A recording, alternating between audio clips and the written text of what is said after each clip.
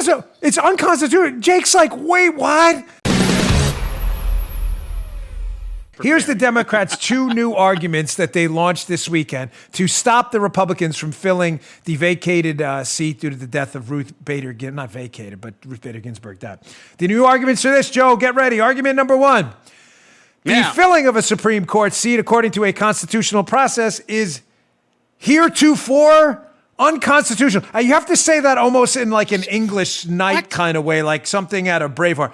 The filling of a constitutional seat is heretofore unconstitutional, because then it makes it sound at least somewhat serious.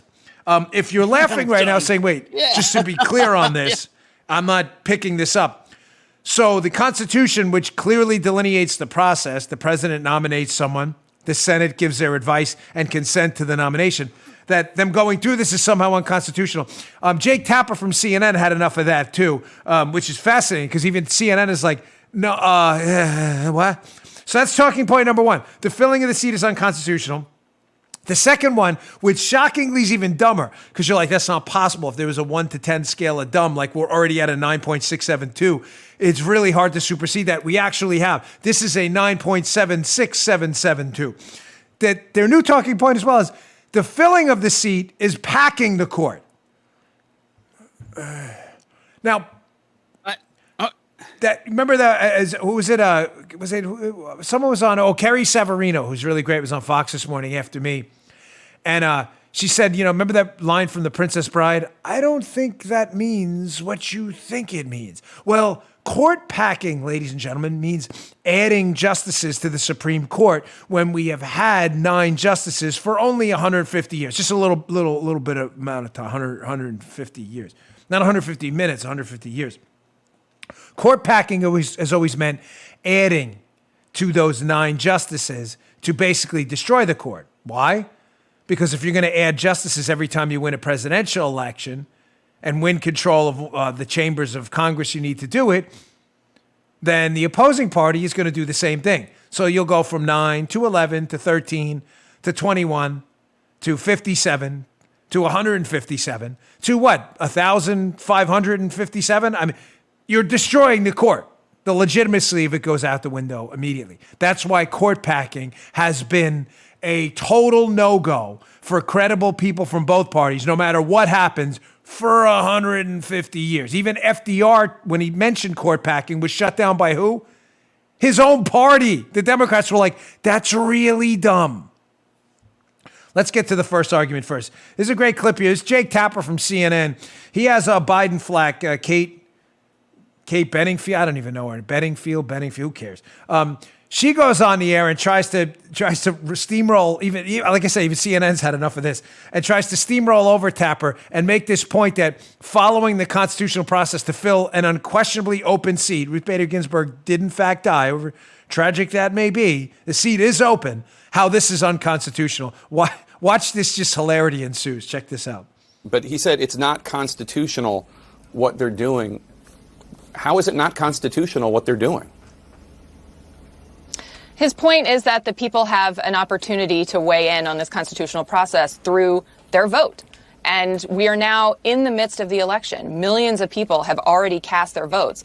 And you see that the vast majority of people say that they want the person who wins the election on November 3rd to nominate the justice. That's a poll. That's seat. Not the Constitution. So by trying to that is there's the constitutional process of advise and consent. The American people get to have their say by voting for president, by voting for senators. We are now 23 days from the election. Right, but it's not unconstitutional. Millions of votes. Voters are being denied their constitutional right to have a say in this process. They when elected the Republicans the Senate. are trying to ram through a nominee who, by the way, is going to change the makeup of the court. And we see time and time again, poll after poll shows that most Americans vehemently disagree with this. They believe Kate, that's that the poll. vote should happen on November 3rd. That's not what the word constitutional means. Constitutional doesn't mean I like it or I don't like it. It means it's according to the U.S. Constitution. There's nothing unconstitutional about what the U.S. Senate is doing. Holy moly. I always have to go back. Remember what's the movie? Paula, what's the movie with The bachelor party where they leave the guy up on the roof. Come on, what's the Joe, the movie? Brad, whatever his name from the Singer movie. I'm the worst with pop culture. The Hangover. Oh. Hangover. Oh. Remember the scene that the dopey cousin or whatever guy?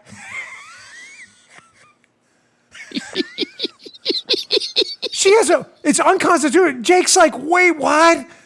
Are you're even like I said, CNN's shutting this down. Like, really, dude? This is unconstitutional. The filling of a Supreme Court seat, according to the constitutional process. This is so stupid. They can't even take it. They're like, Kate, this doesn't mean, you heard Jake at the end? This doesn't mean unconstitutional what you think it means. You may not like it. I don't blame you. Honestly, I wouldn't like it either.